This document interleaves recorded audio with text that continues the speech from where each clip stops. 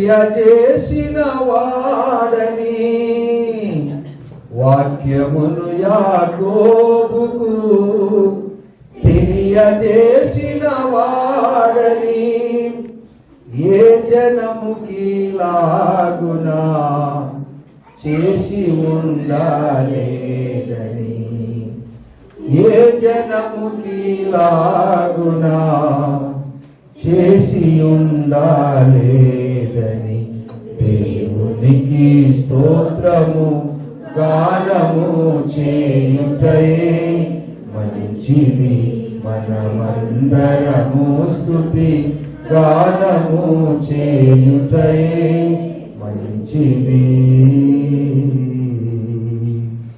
పరిశుద్ధుడా ప్రేమగల తండ్రి, మీ నామానికి వందనాలు. యేసయ్య నామమును స్తుతిస్తున్నాం. ఈ రాత్రి కాలంలో ప్రభువా మమ్మల్ని స్తుతించి కృప మాకు ఇచ్చారు. నూతన సంవత్సరంలో నూతన కార్యాలు చేయబోతున్నందుకు మీకు స్తోత్రాలు. మా తండ్రి, గత 2025 సంవత్సరం అంతా మీరు మమ్మల్ని కాచి కాపాడి సంరక్షించిన విధానాన్ని బట్టి మీకు వందనాలు చెల్లిస్తున్నాం.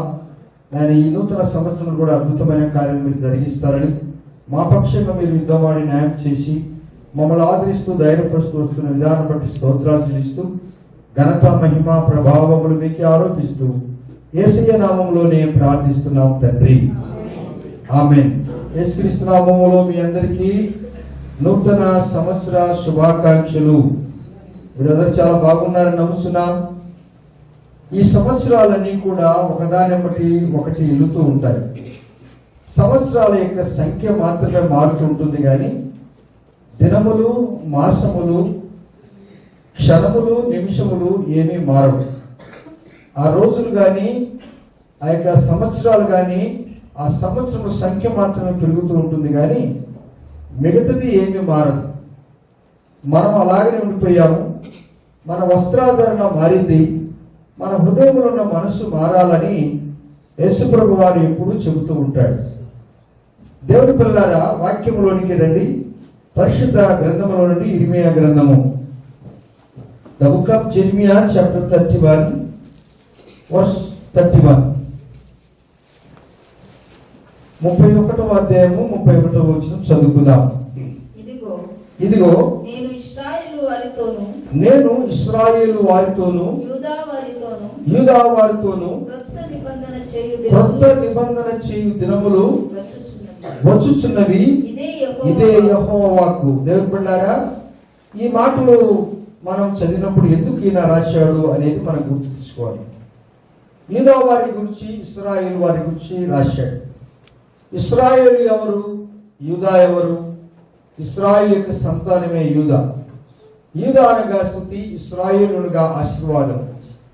వీరిద్దరు కూడా తప్పిపులు పన్నారు వారి జీవితంలో.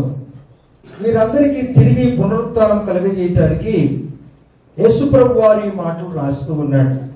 ఆ పై వచనంలో మనం చూస్తున్నాము 30వ వచనంలో, ప్రతివాడు తన దోషము చేతనే మృతి పొందును, ఎవడు ద్రాక్ష కాయలు తినునో వాని పళ్ళే కులియును. అనగా ఎవడు ద్రాక్ష కాయలు తింటే వారి పళ్ళు, వారి దంతాలు పుల్లగైపోతాయట, పుల్లగా ఉంటాయట. అనగా నమలటానికి చేత కాదు, పులుపుగా ఉందని అంటారు. ఇక్కడ ఈ పులుపు అనేది ఒక అపరిశుద్ధతకు సాదృశ్యంగా కనపడుతుంది. ఎవరు తప్పు చేస్తే వారికి శ్రమ వస్తుందని చెప్పి దేవుడు 31వ అధ్యాయంలో తిరిగి ఇశ్రాయేలు ప్రజలకు యథావిధి శాంతి, సమాధానము, ఆరోగ్యము, నెమ్మది, తిరిగి ఎడారి జీవితాన్ని ఆయన సస్యశాలం చేయటానికి ఈ 31వ అధ్యాయం మొదటి నుంచి మనం చూసుకున్నప్పుడు దాదాపు 21వ అధ్యాయం వరకు, 21వ వచనం వరకు ఆయన దేవుడు తిరిగి ఇశ్రాయేలును కట్టుచున్నాడు. అలాగనే యూదా కూడా, యూదా అనగా స్తుతి. ఈ స్తుతి అనేది పరలోక రాజ్య వైభవంలో ఉండేది. ఈ స్తుతి అనేది పరలోక రాజ్య వైభవంలో ఉండేదాన్ని దేవుడు భూమి మీదకి తీసుకుని వచ్చాడు. ఎందుకు తీసుకుని వచ్చాడనగా దాన్ని మనం అభ్యసించుటకు, దాని గురించి మనం తెలుసుకోవటానికి. పరలోక రాజ్యంలో స్తుతి తప్ప మరి ఏమీ లేదు అనేది వాస్తవము, అది సత్యము. అక్కడ ఏ పనిబాట్లు ఉండవు. ఇక తిరిగి మనము దేవుని యొక్క సన్నిధిలో ఆనందిస్తాము. ఎంతవరకు ఆనందిస్తామంటే అనగా యుగ యుగములు, శాశ్వత కాలం నుండి శాశ్వత కాలం వరకు మనము దేవుని స్తుతిస్తూ ఉంటాం. ఆ యొక్క వాతావరణాన్ని దేవుడు పరలోక రాజ్య వైభవం నుండి దింపాడు. అది మనకు మేలాయి. ఇప్పుడు దేవుడు అంటున్నాడు, ఇదిగో నేను ఇశ్రాయేలు వారితోనూ యూదా వారితోనూ ఒక క్రొత్త నిబంధన చేయు దినములు వచ్చి ఉన్నవి. ఈ దినములు ఎప్పుడో వచ్చాయి, కానీ చాలా మందికి అది అర్థం కాలేదు. కొందరు తెలుసుకొనలేదు, తెలుసుకొని కొందరు వెనుకబడిపోయారు. తిరిగి దేవుడు ఆయన మహాకృపగలవాడు గనుక ఇశ్రాయేలును ఆదరిస్తున్నాడు, యూదాను ఆదరిస్తున్నాడు. వారికి దేవుడు ఒక నిబంధన చేశాడు. ఆ నిబంధన అనే దగ్గర క్రీస్తు అనే పదము మనం వాడుకోవాలి. క్రీస్తును మధ్యవర్తిగా మనం పెట్టాడు. క్రీస్తు యేసు ప్రభు ఎటువంటి వాడనగా, ఏ కార్యమైతే మనం చేయలేక ఓడిపోతుంటామో దేవుని దగ్గరికి వారు వచ్చినప్పుడు ఆ కార్యం చేయటానికి ఆయన ఇష్టపడుతూ ఉంటాడు. దేవుడు ప్రేమ గలవాడు, కనికర్మ గలవాడు, వాత్సల్యత గలవాడు.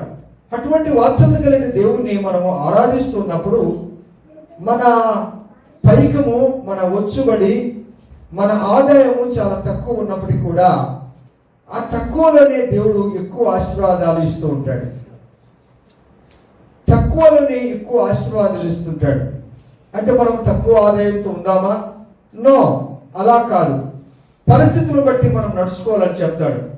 అందువలన ఈ దినము నేను మీకు కొన్ని మాటలు తెలుపుతాను. మీరు బహు జాగ్రత్తగా వాటిని విని నెమరు వేసుకున్నప్పుడు ఈ నూతన సంవత్సరము 365 దినములు లేక 366 దినములు తదుపరి దేవుడు అనుదినము నీకు నెమ్మది, శాంతి, సమాధానం ఇవ్వాలని ఇష్టపడుతూ ఉన్నాడు. అది మీరు పుచ్చుకోవటానికి సిద్ధంగా ఉండాలి. రండి, ఎస్కేల్ గ్రంథము 11వ అధ్యాయము 19వ వచనము నేను చదువుతున్నాను. వారు నా కట్టడలను నా విధులను అనుసరించి గైకొన్నట్లు నేను వారి శరీరములో నుండి రాతి గుండెను తీసివేసి వారికి మాంసపు గుండెను ఇచ్చి వారికి ఏక మనసు కలుగజేసి వారి యందు నూతన ఆత్మను పుట్టిస్తాను. ఇది ప్రవచనాత్మకమైన మాట. ఇంతకుముందు చదువుకున్నది ముందు ఆశీర్వాదించిన మాట. ఒక చిన్న పదములోనే, ఒక అక్షరములోనే అంతరార్థము కనపడుతూ ఉంటుంది మనం నిదానంగా చదువుకుంటున్నప్పుడు. అయితే ఈ మానవులకు శరీరం ఉంది. ఏ వ్యక్తి శరీరానుసారంగా జీవిస్తాడో అతనికి రాతి గుండె ఉంటుంది. ఏ వ్యక్తి శరీరానుసారంగా జీవిస్తాడో బండలాంటి గుండె ఉంటుంది. అనగా ఇది ధైర్యానికి సంబంధించింది కాదు, ఇది కఠినమైనటువంటి మాట. ఆ వ్యక్తి, ఆ స్త్రీ, ఆ పురుషుడు కఠినంగా ఉన్నాడు. ఆ కఠినమైన వ్యక్తి ఇశ్రాయేలుకు, యూదాకు ఏ విధంగా దేవుడు తిరిగి వారికి పునరుత్థానము కలగజేయాలని ఇష్టపడ్డాడో అలాగనే దేవుడు మనకు కూడా, మనలో ఎవరైనా అట్టివారు ఉన్నట్లయితే మనం ప్రభువు దగ్గరికి వచ్చినప్పుడు, దేవా నిజముగా గత సంవత్సరం అంతా నేను నా ఇష్టానుసారంగా జీవించాను, శరీరానుసారంగా జీవించాను, ఆత్మకు దూరమైపోయాను, పరిశుద్ధతకు దూరమైపోయాను, లోకాన్ని స్నేహించాను, ప్రజల మెప్పు పొందాలని ఆశపడ్డాను. ఇవన్నీ కూడా వ్యర్థమే. అయ్యా, మీరు నాకు ఏక మనసు కలగజేసి నా యందు ఒక నూతన ఆత్మను దయచేయము అని మనం ప్రార్థన చేసుకున్నప్పుడు దేవుడు అంటాడు, నేను ఇస్తాను అన్నాడు. యేసయ్య నేను ఇస్తానన్నాడు. ఈ దినము నేను మీకు ఇద్దరు వ్యక్తులను నేను పరిచయం చేస్తాను. ఆ ఇద్దరి పేర్లు కూడా నాకు తెలియదు, మీకు తెలిసినేమో నాకు చెప్పండి. వారు మన చర్చిలో ఉన్నారో లేదో నాకు తెలియదు. అది మీకు తెలుసు, అది దేవునికి తెలుసు. ఒకటి, నీకు వాగ్దానం కావాలి. రెండవది, నీ మీద నూతనాత్మ కావాలి. దేవుని యొక్క వాగ్దానము మన జీవితంలో పరిపూర్ణంగా నెరవేర్పు జరగాలంటే దేవుని యొక్క ఆత్మను పొంది ఉండాలి. ఆయన ఆత్మను పొందకుండా వాగ్దానం పొందటానికి చేత కాదు. ఆ వాగ్దానము దగ్గరికి మనం వెళ్ళాలి అంటే దేవుని యొక్క ఆత్మకార్యము ఏక మనస్సు మన జీవితంలో జరిగినప్పుడు అప్పుడు దేవుడు నూతన ఆత్మ మనలో ఉత్పన్నము చేస్తాడంట, నూతన శక్తి మనకిస్తాడట, నూతన బలముతో మనం నింపుతాడట. అది ఎలా జరుగుతుంది పాస్టర్ గారంటే, అవును, అందుకే నూతన అనే మాటకు వచ్చేసరికి నూతన గ్రంథములోనికి వెళ్దాం, అనగా క్రొత్త నిబంధనకి వెళ్దాం. ఇద్దరు వ్యక్తులను నేను మీకు పరిచయం చేస్తాను. కొలస్సీలకు రాసిన పత్రిక 3వ అధ్యాయము 5వ వచనం చదవండి. The book of Colossians chapter 3 verse 5. కావున భూమి మీదనున్న మీ అవయవములను అనగా జారత్వమును, అపవిత్రతను, కామతురతను, దురాశను, విగ్రహారాధనైన ధనాపేక్షను చంపివేయుడి. ఈ మొదటి శరీరం మనిషిని గురించి మీరు బాగా ఆలోచన చేయాలి. ఇతని పేరేంటో మీరే నాకు చెప్పాలి. ఆశీర్వాదము కావాలని అందరూ ఇష్టపడతారు, కానీ శరీర క్రియలకు దూరముగా ఉండరు. ఆశీర్వాదం వేరు, ఆస్తి వేరు. మనకంటే ఆస్తిపరులు చాలామంది ఉన్నారు, కానీ నెమ్మది లేకుండా విస్తారమైన ధనం ఉండుట కంటే నెమ్మది కలిగి కొంచెమైనా జీవించుట అది శ్రేష్టమన్నాడు యేసయ్య. ఇక్కడ అంటాడు, ధనాన్ని గురించి ఆయన మాట్లాడుచు అది ఒక విగ్రహారాధనని కూడా మాట్లాడుచు ఉన్నాడు. శరీరములు అనగా ఈ మొదటి వ్యక్తి శరీరానుసారుడు, బండలాంటి స్వభావం గలవాడు, ఎంత చెప్పినా వినడు, ఎవరు చెప్పినా వినడు, తనకై తాను తెలుసుకోడు. ఎలాంటి వాడు అనగా ఎన్ని శ్రమలైనా అనుభవిస్తాడు, కానీ ఆశీర్వాదాల దగ్గరికి రాడు, విశ్రాంతిలోనికి రాడు. నాకు యేసయ్య వద్దు అంటాడు, నాకు సమాధానం వద్దు అంటాడు, నాకు నెమ్మది వద్దు అంటాడు. ఆయన మాట్లాడుచు అంటాడు 6వ వచనంలో, వాటి వలన దేవుని ఉగ్రత విధేయులైన వారికి మీదికి వచ్చును. పూర్వము వారి మధ్యన జీవించినప్పుడు మీరును వాటిని అనుసరించి నడుచుకొంటిరి.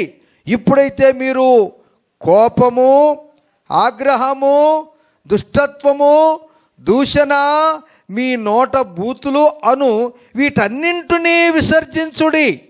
ఈ మొదటి వ్యక్తి పేరు ఏంటో నాకు తెలియదు.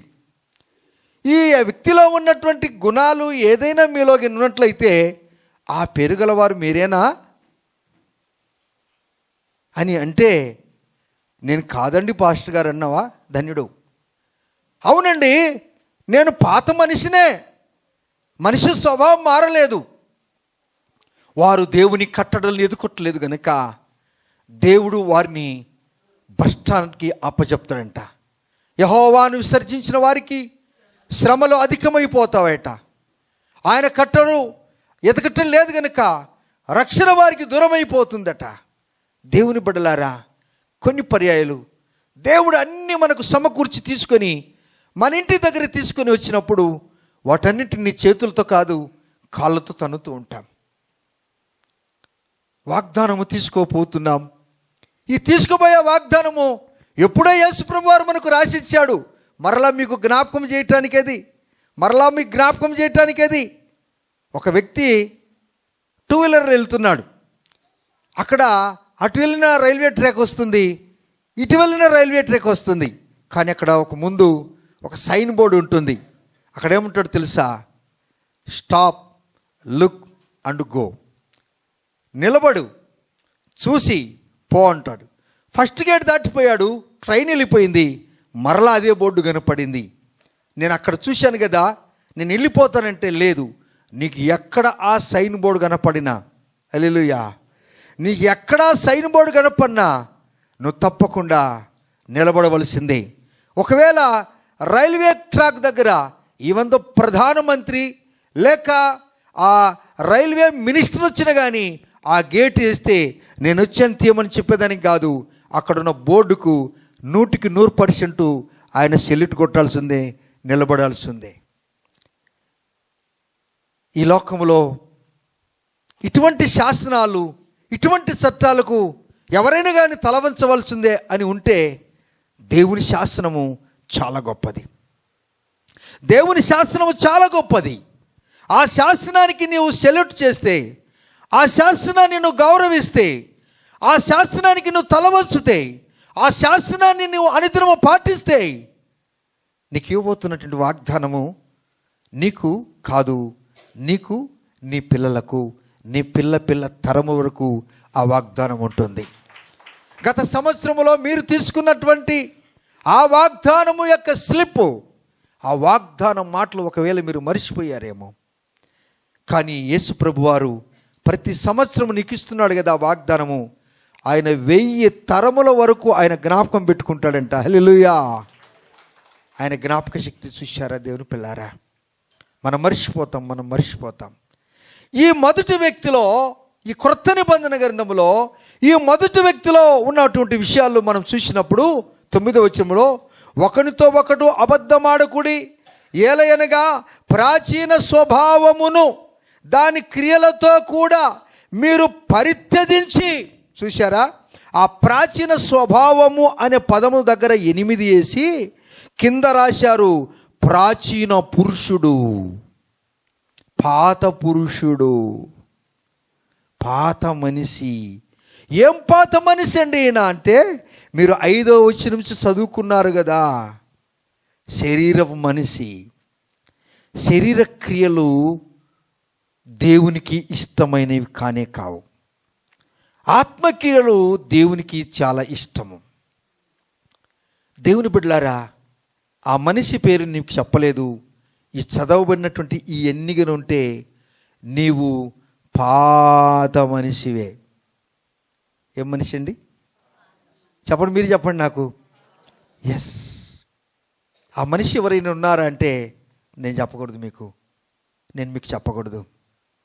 యేసు ప్రభువారు అంటాడు, నా ప్రియ బిడ్డలారా, ఎరిగి నేను చెడిపోతిని, యేసుని గాయము రేపితిని. ఎరిగి నేను చెడిపోతిని, యేసుని గాయము రేపితిని. మోసపోతి నేను దృష్టి దొలగితి, దాసుడ నన్ను చూడనిమ్ము. మోసపోతి నేను దృష్టి దొలగితి, దాసుడ నన్ను చూడనిమ్ము. ప్రభు యేసు నా రక్షక, నొసగు కన్నులు నాకు నిరతంబునే నిన్ను చూడా.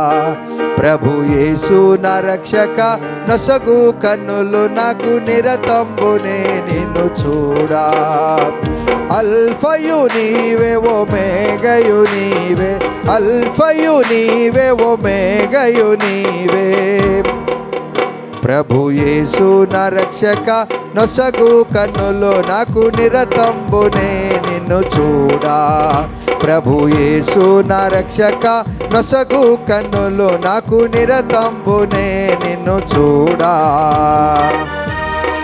పాత పురుషుడు చచ్చిపోవాలి, పాత జీవితము మానుకోవాలి, పాత అలవాట్లకు స్వస్తి చెప్పాలి. పాత జీవితంలో లాభం లేదు. ఎస్, చెప్పలు కొడదామా?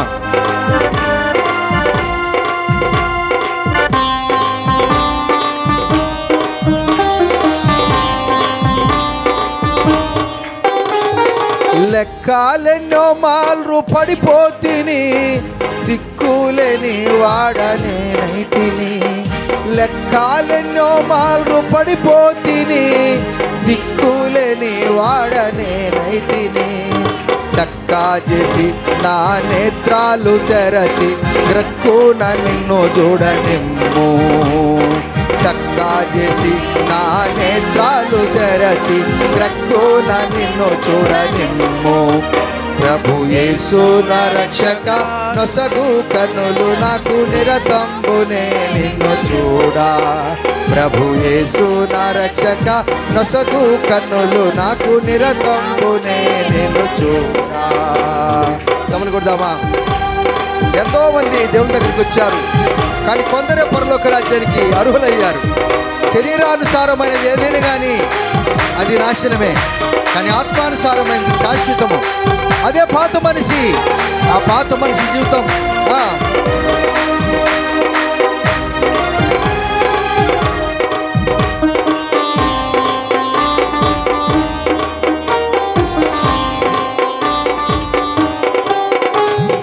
ఎందార్యసుని వైపు చూసేదరు, పొందేదరు వెలుగు ముఖమునా. ఎందారసుని వైపు చూసేదరో, పొందేదరు వెలుగు ముఖమునా. సందేహము లేక సంతోషించుచు ముందుకు పరుగెత్తెదారు. సందేహము లేక సంతోషించుచు ముందుకు పరుగెత్తెదారు. ప్రభు యేసు నా రక్షక నొసగు కన్నులు నాకు నిరతంబునే నిన్ను చూ. అందరు కలిసి ప్రభు యేసు నా రక్షక నొసగు కన్నులు నాకు నిరతంబునే నిన్ను చూ. అల్ఫయు నీవే, అల్ఫయు నీవే, ఒమేగయు నీవే, అల్ఫయు నీవే, ఒమేగయు నీవే. ప్రభు యేసు నా రక్షక నొసగు కన్నులు నాకు నిరతంబునే నిన్ను చూడా. ప్రభు యేసు నా రక్షక నొసగు కన్నులు నాకు నిరతంబునే నిన్ను చూడా. కొలసీలకు రాసిన పత్రిక 3వ అధ్యాయము 10వ వచనములో అంటాడు ఆయన, ఏలయనగా ప్రాచీన స్వభావమును దాని క్రియలతో కూడా మీరు పరిత్యజించంటే దానికి విడాకులు ఇవ్వటమని అర్థం. హల్లెలూయా. ఏమర్థమైంది మీకు? భార్యాభర్తలకు విడాకులు ఇవ్వని యేసయ్య చెప్పలే. కష్టమో నష్టతో ఆమెతో ఆయనతో నువ్వు ఆయనతో అనుభవించాల్సిందే.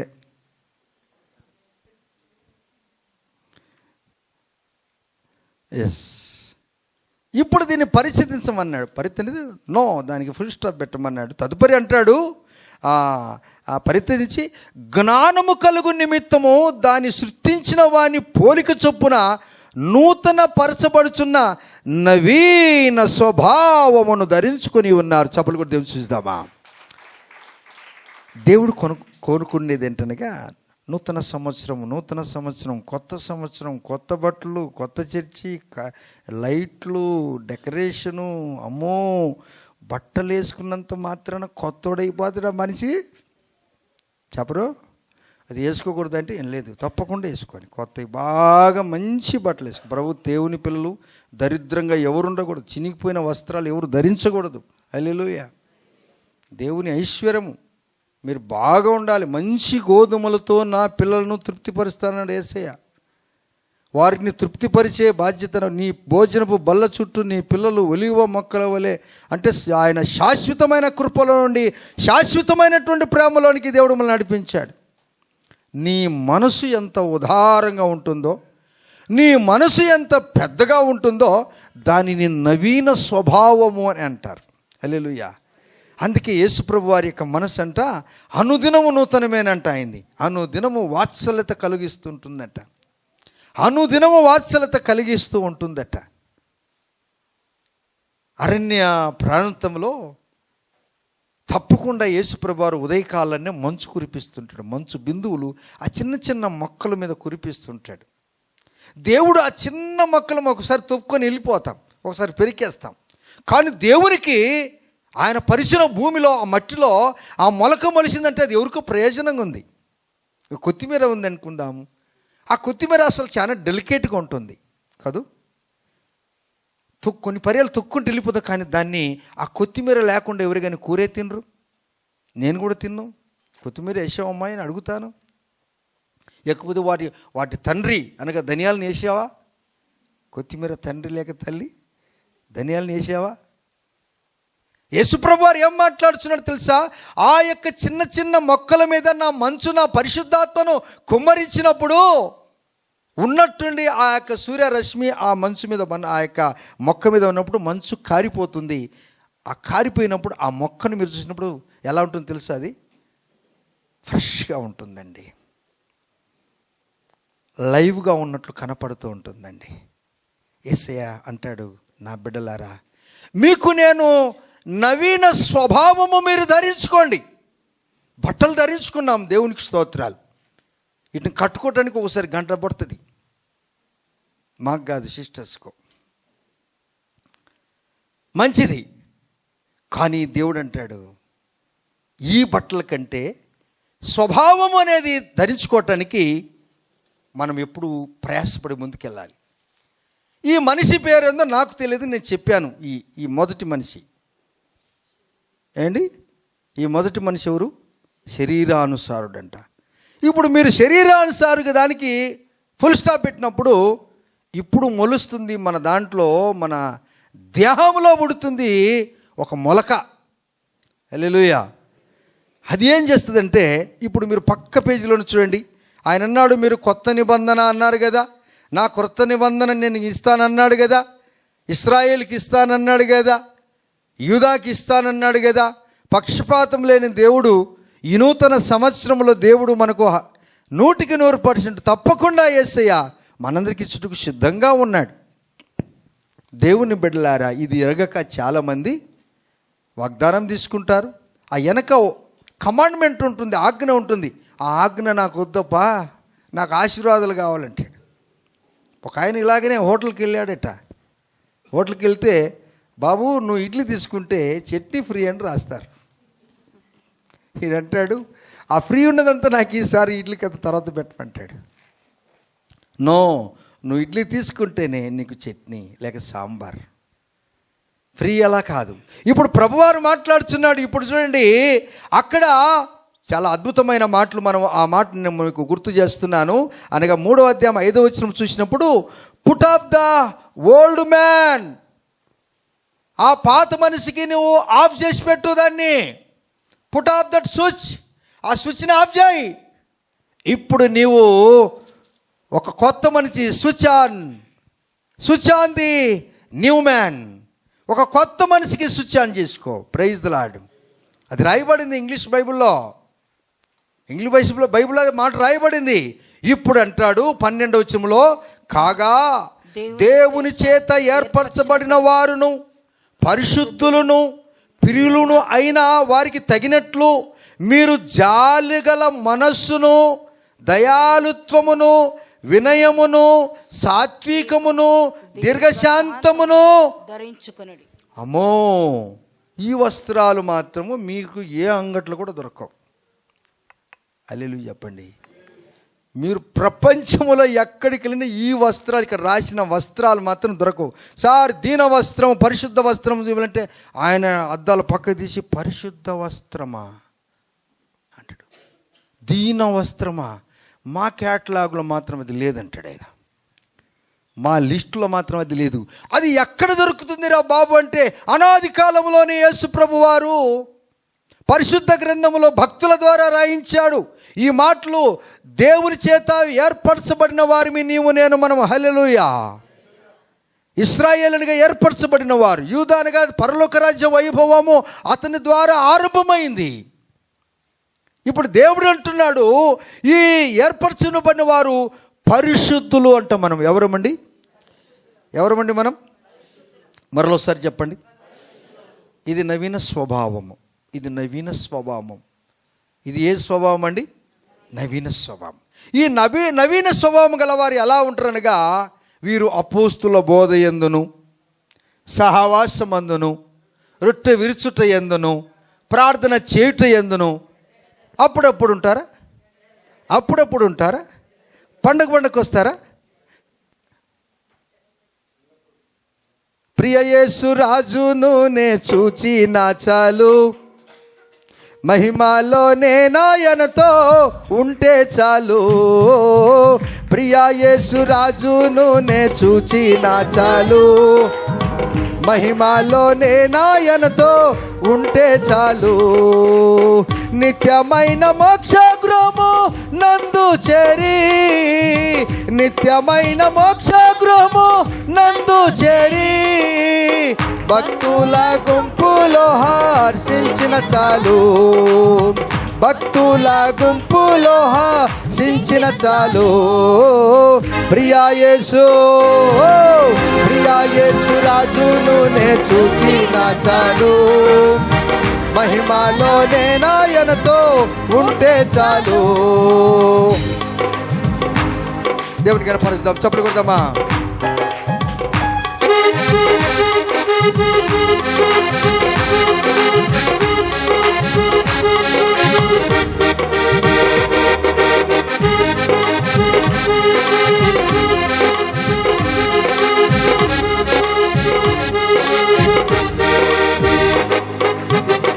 హృదయము స్తుతులతో నింపబడే నా భాగ్య గృహమును స్మరించుచుంటే, హృదయము స్తుతులతో నింపబడే నా భాగ్య గృహమును స్మరించుచుంటే, హల్లెలూయా పాటలు పాడుచుండా, హల్లెలూయా పాటలు పాడుచుండా, వర్ణింప నా నాలుక చాలదయ్యా, వర్ణింప నా నాలుక చాలదయ్యా. ప్రియా యేసు, ప్రియా యేసు రాజును నే చూచిన చాలు, మహిమలోనే నాయనతో ఉంటే చాలు. ఎస్, దేవుని కొరకు పరిశుద్ధులు ఎదురు చూస్తుంటారు. అలిసిపోకుండా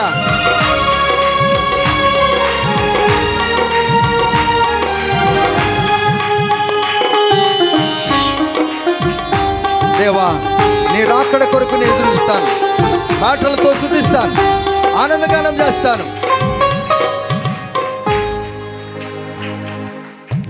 ఆహా యా బూరా ఎప్పుడు ధ్వనించునో, ఆహా నా ఆశ ఎప్పుడు తీరుతుందో,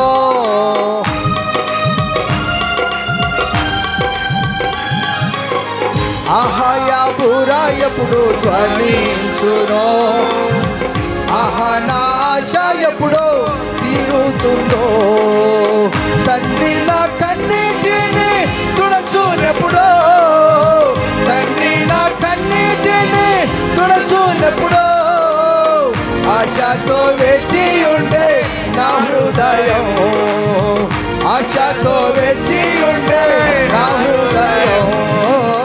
ప్రియా యేసు, ప్రియా యేసు రాజులోనే చూచిన చాలు, మహిమలోనే నాయనతో ఉంటే చాలు. నిత్యమైన నిత్యమైన మోక్ష గృహము నందు చేరి, నిత్యమైన మోక్ష గృహము నందు చేరి, భక్తుల గుంపులో హాజించిన చాలు, భక్తుల గుంపులో హాజించిన చాలు. ప్రియా యేసు రాజును నే చూచిన చాలు, మహిమలోనే నాయనతో ఉంటే చాలు. మొదటి మనిషి ఎవరో నాకు తెలియదు, రెండవ మనిషి పేరు నీ పేరేనా చెప్పరు. దేవుని చేత ఏర్పరచబడిన పరిశుద్ధులు, ప్రియమైన వారికి తగినట్లుగా మీరు జాలిగల మనస్సును, దయాలుత్వమును, వినయమును, సాత్వికమును, దీర్ఘశాంతమును ధరించుకొనుడి. చూడండి, మరలా మీరు 14వ వచనంలో వీటన్నిటిపైన పరిపూర్ణతకు అనుసంబంధమైన ప్రేమను ధరించుకొనిడి. హల్లెలూయా. అనుసంబంధమైన అంటే మ్యాచింగ్. Praise the lord. ఏమండి బట్టలు వేసుకుంటే దానికి మ్యాచింగ్ దుపట్ట వేసుకోవాలా, లేకపోతే ఇంకో వెయిల్ వేసుకోవాలా, మ్యాచింగ్ ఉండాలని కోరుకుంటారా లేదా? హల్లెలూయా. అయితే దీన్ని పరిశుద్ధాత్మగా మనం పోల్చకూడదు, కానీ ఇది నీకు తప్పకుండా ఉండాలి.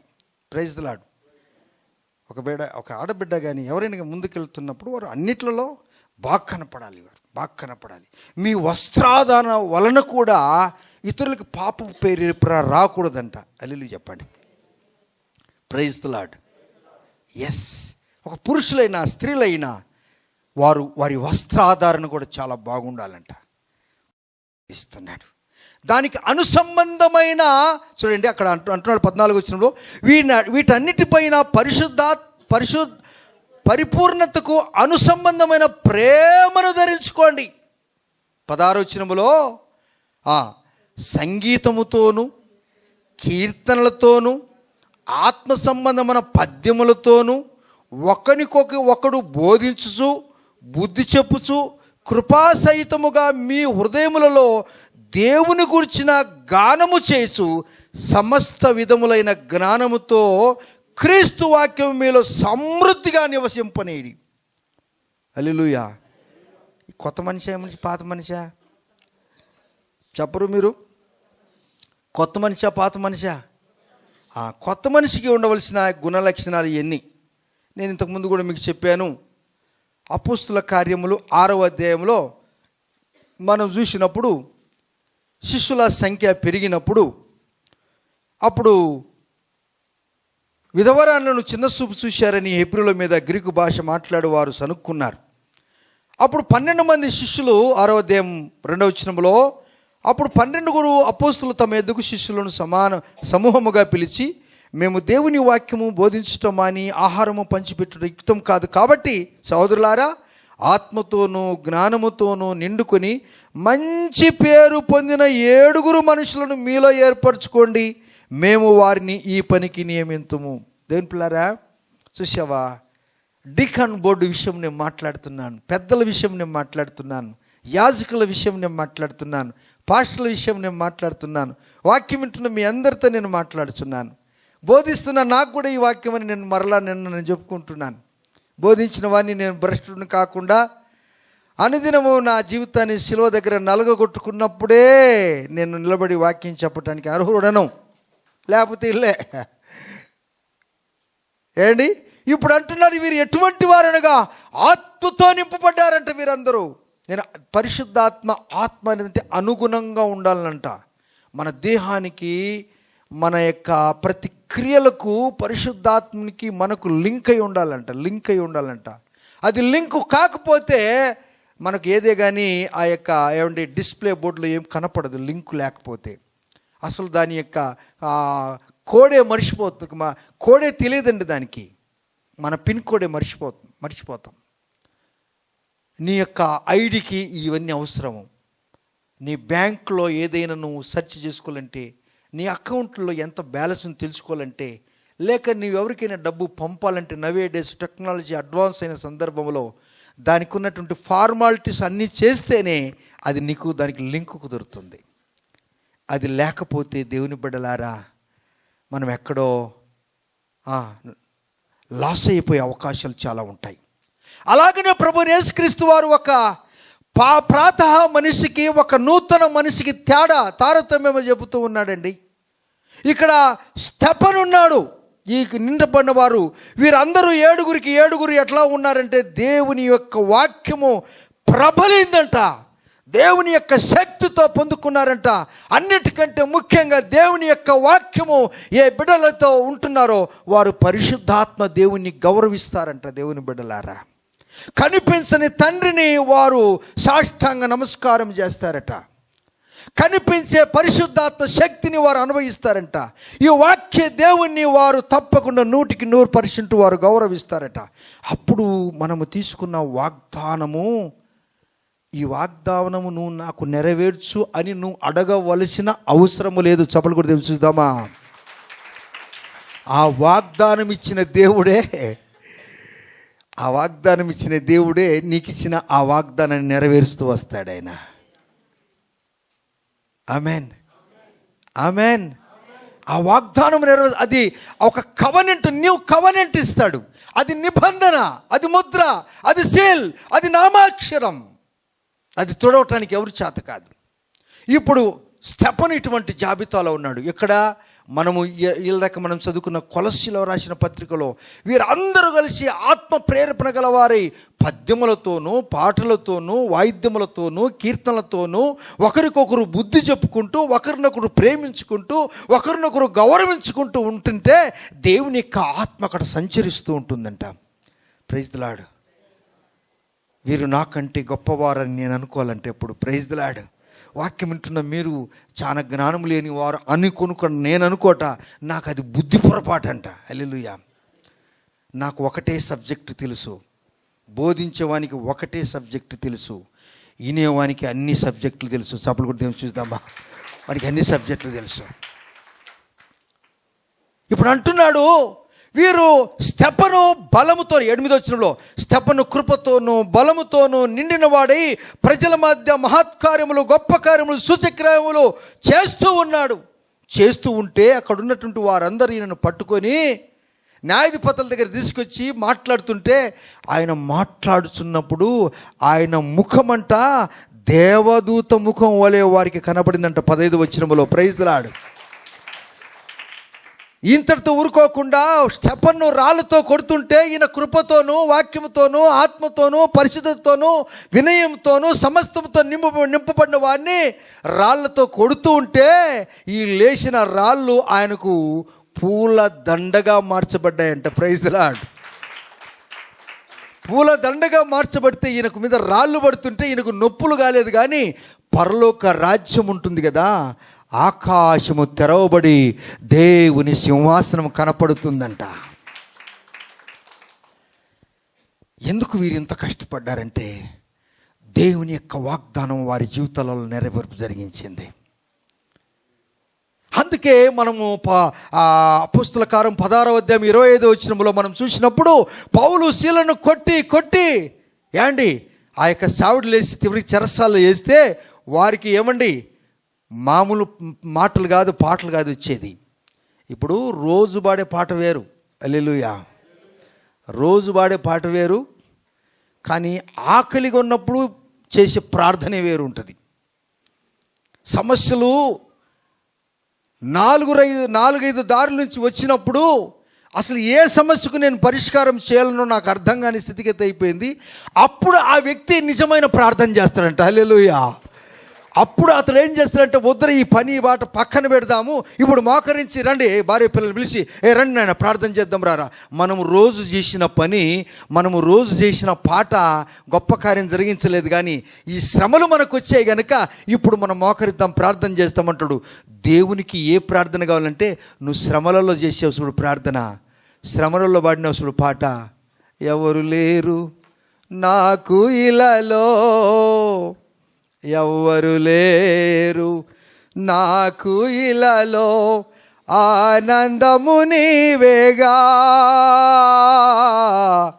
ఆదరణ నీవేగా, ఎవ్వరు లేరు నాకు ఇలాలో, ఎవ్వరు లేరు నాకు ఇలాలో. అందరూ ఎవ్వరు లేరు నాకు ఇలాలో, ఎవ్వరు లేరు నాకు ఇలాలో, ఆనందము నీవేగా, ఆదరణ నీవేగా, ఆనందము నీవేగా, ఆనందము నీవేగా, సర్వోన్నతుడా నీవే నాకు ఆశ్రయా దుర్గము, సర్వోన్నతుడా నీవే నాకు ఆశ్రయా దుర్గము, ఎవరు లేరు ఎవరు లేరు నాకు ఇలాలో, ఎవరు లేరు, అవును స్వామి నాకు ఇలాలో, ఆదరణ నీవేగా, ఆనందము నీవేగా, ఆదరణ నీవేగా, ఆనందము నీవేగా. నీ ప్రార్థన ఎప్పుడు వినాలని ఆశపడతాడనగా, ఇప్పుడు ఈ స్టెఫను రాళ్ళతో కొడుతుంటే రాళ్ళను జుల్లి ఆయనకి వేస్తున్నట్టు పూదలను చూశాడంట ఆయన. అప్పుడు ఆకాశం తెరవబడి సింహాసనం ఇతను కనపడినదంట. నేను చెప్పేది తప్ప ఏండి, కరెక్టేనా? ఆయన ఆ స్టెఫను రాళ్ళతో కొడుతుంటే పరలోక రాజ్యము యొక్క సింహాసనం తెరవబడిందంట. కారణం వారు ఆత్మతో నింపబడ్డారు, దయతో నింపబడ్డారు, మంచిగా నింపబడ్డారు. దేవుని యొక్క పరిశుద్ధాత్మతో నింపన్నప్పుడు, చెల్లి, అక్క, తమ్ముడు, నాన్న, ఈ శ్రమలు నీకు శ్రమలుగా అనిపించవు. సభలు కొడదామా? ఈ శ్రమలు నీకు శ్రమలుగా అనిపించవు. కొన్ని పర్యాయాలు కొందరికి అనిపిస్తుంటుంది, చాలా సంపాదించిన తర్వాత అందరు వెళ్ళిపోతారంట వారి ఉద్యోగాలకు, వారి భార్య పిల్లలతో వారు ఎంజాయ్ చేస్తుంటే ఆ ముసలాయన ముసలామి ఇంట్లో చూసుకుంటూ, ఇంత సంపాదించాం మనం, అందరూ వారి వారి దాన్ని వెళ్ళిపోయారు, మనకు గ్లాసు నిలిచే నాదుడు లేనే లేడు. అప్పుడు ఆయన అంటాడంట, నా సంపాదన నాకు ఆనందం ఇయ్యలేకుండా పోయింది. నా పిల్లలు నాకు ఆనందం ఇయ్యలేకపోయారు. నా కౌగిట్లున్న భార్య నాకు ఆనందం ఇయ్యలేకపోయింది. ఆమె కూడా పాపం వృద్ధాప్యం అయిపోయింది. భర్త కూడా అంటాడు, ఆయన కూడా లేవలేకపోతాడు. అందరూ పోయిన తర్వాత ఆ ముసలి వాళ్ళు ఇద్దరు కలిసి చేతులు పట్టుకొని ప్రార్థన చేస్తారంట. అప్పుడు అంటాడు యేసయ్య, ఎవరు దూరం అయిపోయినా కానీ నా ప్రేమ నీకు ఎప్పుడు కూడా, అదే ఆయన వాగ్దానం బ్రదర్, అదే. ఇప్పుడు మీరు అపోస్తుల కార్యములు 16:25 చదవండి. అపోస్తుల కార్యం 16:25 చదవండి. అయితే మధ్యరాత్రి వేళ పౌలును శీలయు దేవునికి ప్రార్థిస్తూ కీర్తనలు ఎప్పుడు పాడుచున్నారు అంటే సందర్భం ఏంటి? అసలు ఎందుకు వేసారు వాళ్ళను? చెరసాలు ఎందుకు వేశారు? దేవుని పని చేసిందని చెరసాలు వేశారు. ఊరికిని తీసుకెళ్ళారా? కొట్టారు. ఇప్పుడు పాడారు వాళ్ళ పాట. ఏం పాట పాడారు చెప్పండి? ఏం పాట పాడండి? నిబంధన జనులం నిరీక్షణాధనులం గనుడగు యేసుని శిలువ రక్తపు సంబంధులం మేము నిబంధనాజనులం, మేము నిబంధనాజనులం, నిబంధనాజనులం నిరీక్షణాధనులం గనుడగు యేసుని శిలువ రక్తపు సంబంధులం మేము నిబంధనాజనులం, మేము నిబంధనాజనులం. యేసురాజు వచ్చును, యేసురాజు వచ్చును, ఇంకా కొంతకాలమే మోక్షమందు చేరదము. యేసురాజు వచ్చును, ఇంకా కొంతకాలమే మోక్షమందు చేరదము. నిబంధన జనులా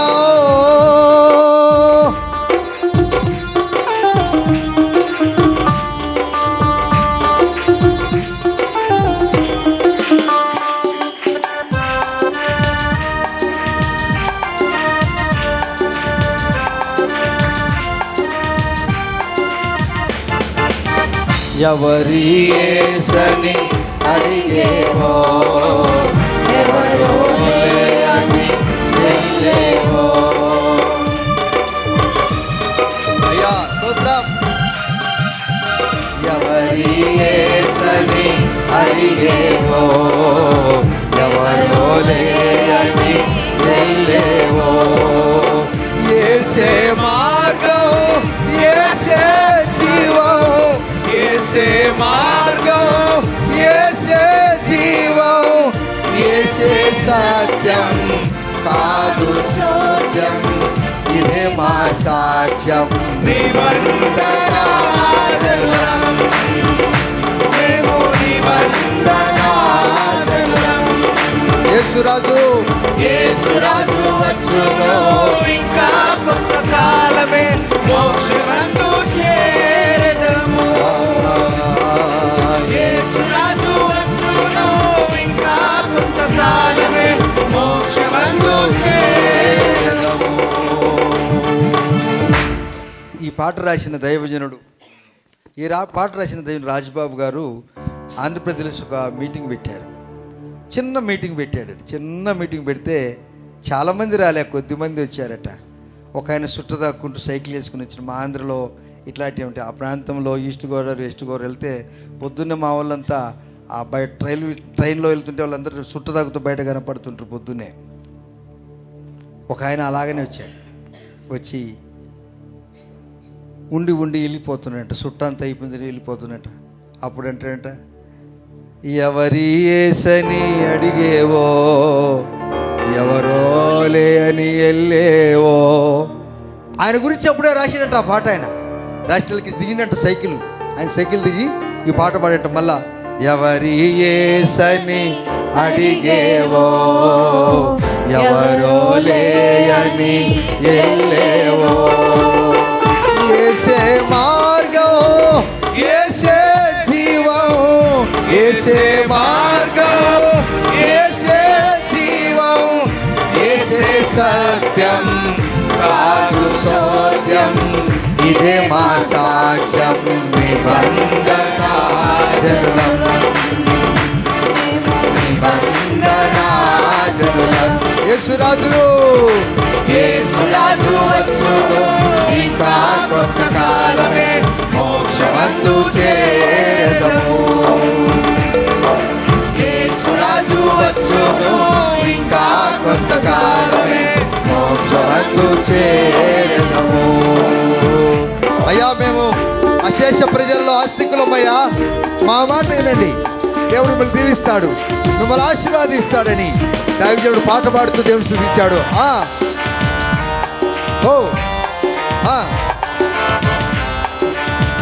అశేష ప్రజలలో ఆస్తికులం, అశేష ప్రజలలో ఆస్తికులం, అక్షయుడేసుని ముద్రికులం. పౌలు శీలలో ముద్ర వేయబడినవారు. అశేష ప్రజలలో ఆస్తికులం, అక్షయుడేసుని ముద్రికులం. పునరుద్ధానుని పత్రికలో, పునరుద్ధానుని పత్రికలో, పరిశుద్ధాత్ముని గోత్రికులం మేము, యాత్రికులం మేము, నిబంధనా జనులం, మేము నిబంధనా జనులం. యేసురాజు, యేసురాజు వచ్చును, ఇంకా కొంత కాలమే మోక్షమందు చేరదము. యేసురాజు వచ్చును, ఇంకా కొంత కాలమే మోక్షమందు చేరదము. యేసు రక్తమే జయం, యేసు రక్తమే జయము, శిలువ రక్తమే జయము. నిబంధనా జనులం, నిరీక్షణా జనులం, కనుడగు యేసుని శిలువ రక్తపు సంబంధులం, మేము నిబంధనా జనులం. గ్లోరీ, మేము నిబంధనా జనులం, మేము నిబంధనా జనులం. ఏమయ్యా, దెబ్బలు తగులుతూ కూడా మీరు పాటలు పాడుతుంటే ఇదిగో చెప్పాడు కొలసీలో రాసిన పత్రిక. ఏం పాటలు పాడారండి వారందరూ? ఏమని పాటలు ఉన్నాయండి చెప్పండి. వారు ఆ 16వ వచనంలో సంగీతముతోనూ కీర్తనలతోనూ ఆత్మ సంబంధమైన పద్యములతోనూ ఒకరికొకడు బోధించుచు బుద్ధి చెప్పుచు కృపా సహితముగా మీ హృదయంలో దేవుని గురించిన గానము చేసు సమస్త విధమైన జ్ఞానముతో క్రీస్తు వాక్యము మీలో సమృద్ధిగా ఉండాలంట. మాకు సమృద్ధిగా ఆస్తి ఉందన్నవారు మంచిదే, వాక్య జ్ఞానము సంపాదించుకోండి. హల్లెలూయా. అయ్యగారు లేకుండా ఏమి చేసినా ఊత్తదే. నువ్వు ఎన్ని బర్త్లు బిడ్డ చేసినా కానీ నీ కొడుకు లేడు కదా ఇడా, నీ బిడ్డ లేదు కదా ఇడా. ఆయన ఎక్కడో ఫారిన్ నుండి నువ్వు కేక్ కట్ చేస్తే ఎవరికి కేక్ కట్ చేస్తే అందరూ చూసి కొత్త ఆయన ఇచ్చి ఎక్కడ ఉండరా, ఎవడు బర్త్డే పిల్లోడు ఎవడంటే లేడు సార్, ఆయన అమెరికాలో ఉండడానికి నువ్వు కేక్ కట్ చేసావు. అసలు ఆయన ఆడ లేడు. అందుకే అన్నాడు, అంటాడు మీ పండగలు నాకు అసహ్యం అంటాడు. వేసే అంటాడా లేదా? అయితే దేవునికి స్తోత్రం. ఈ పండగలలోనే దేవుని యొక్క వాక్యం చెప్పడానికి దేవుడు అవకాశం ఇచ్చాడు. హల్లెలూయా. అదే సూత్రం, ఇంతకు మించింది ఏం లేదు. మేము క్యారల్స్ చేయాలని చేయలే, ఈ క్యారల్స్లో సువార్త చెప్పాలనేది ఉద్దేశం. రాత్రికాలంలో ప్రైజ్ ది లార్డ్. మాకరిద్దామా? రక్తం గర్చి ప్రాణం పెట్టిన యేసు ప్రభు వారు నిన్ను ముద్రించాలని, శిలువ శక్తినికి ఇవ్వాలని, శిలువ బలమునికి ఇవ్వాలని, శిలువలో ఉన్న కృపని ఇవ్వాలని ఆశపడుతూ ఉన్నాడు. దేవా, నేను అలా జీవిస్తాను స్వామి.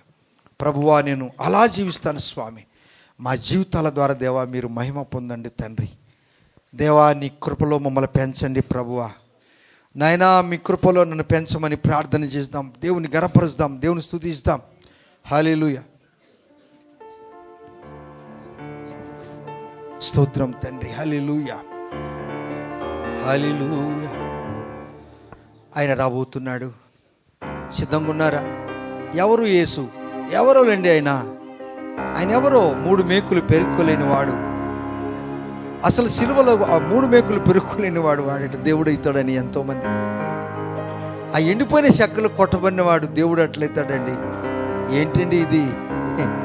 ఈ మానవుని రక్షించడానికి యేసు ప్రభు వారు చేసిన త్యాగం చాలా గొప్పది. నిన్ను నన్ను యేసయ్య ప్రేమిస్తూ ఉన్నాడు. నిన్ను నన్ను యేసయ్య గౌరవిస్తున్నాడు. నిన్ను నన్ను యేసయ్య తన కృపలో దాచి ఆయన యొక్క మరణములో ఉన్న శక్తినికి ఇవ్వటానికి స్తోత్రం. హల్లెలూయా, థ్యాంక్ యూ జీసస్.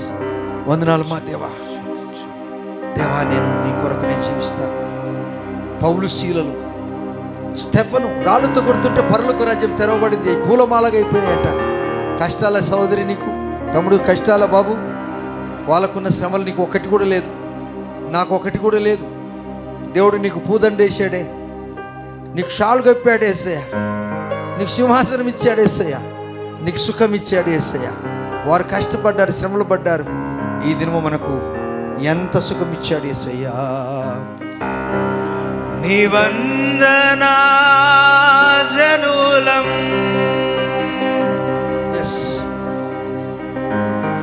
నిరీక్షణాదనులం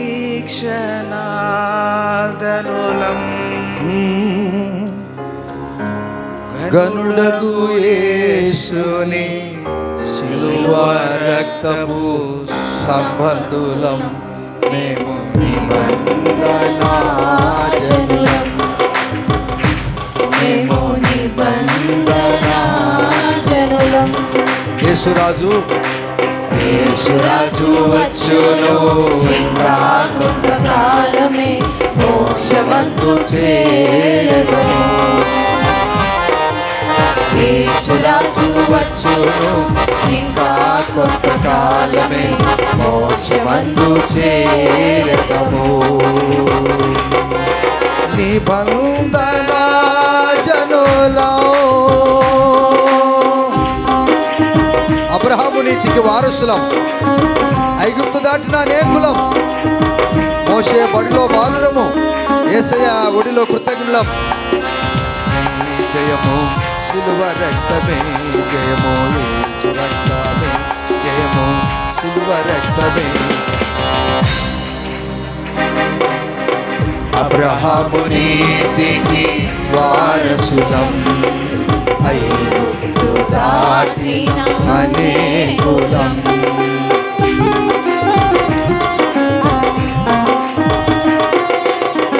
అబ్రహాము నీతికి వారసులం, ఐగుప్తు దాటిన అనేకులం. మోషే బడిలో బాలురము, మోషే బడిలో బాలురము, యేసయ్య బడిలో కృతజ్ఞులం. మేము ప్రియపుత్రులం, మేము నిబంధనా జనులం, మేము నిబంధనా జనులం, నిబంధనా జనులం. యేసురాజు వచ్చును, ఇంకా కొంతకాలమే మోక్షమందు చేరదము. యేసురాజు వచ్చును, ఇంకా కొంతకాలమే మోక్షమందు చేరదము.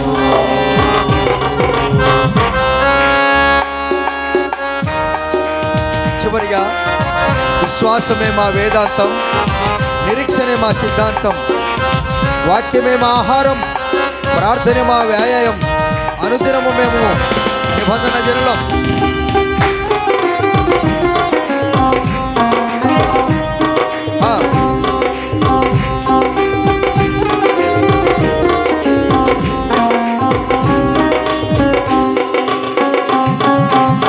విశ్వాసమే మా వేదాంతము, నిరీక్షణే మా సిద్ధాంతం.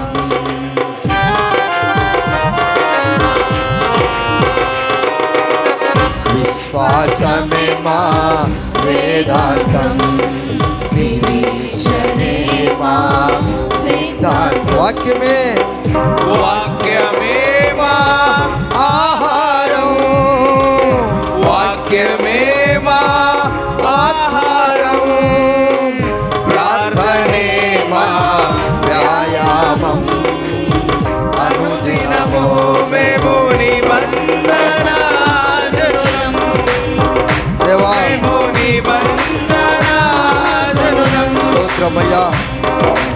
యేసురాజు వచ్చును ఇంకా కొంతకాలమే, మోక్షమందు చేరెదము. యేసురాజు వచ్చును ఇంకా కొంతకాలమే, మోక్షమందు చేరెదము. నిబంధన జనులం, యేసు రక్తమే జయము, సిలువ రక్తమే జయము, యేసు రక్తమే జయము, సిలువ రక్తమే జయము, యేసు రక్తమే జయము, సిలువ రక్తమే జయము. నాయనా, మాకు కావలసిన మాటలు మీరు అందజేశారు. మేము ధన్యులం, మేము కృప పొందిన వారిని. మా జీవితాల ద్వారా మీరు మహిమ పొందండి. ఈ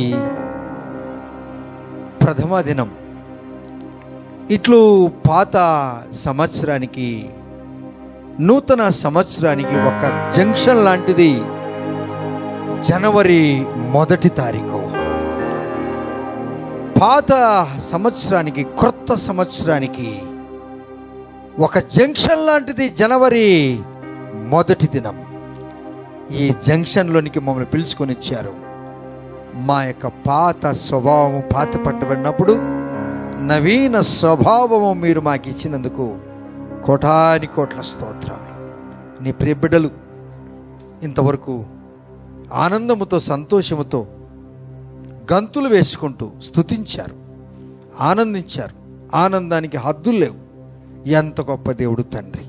నీ ప్రియ బిడ్డలను దీవించండి.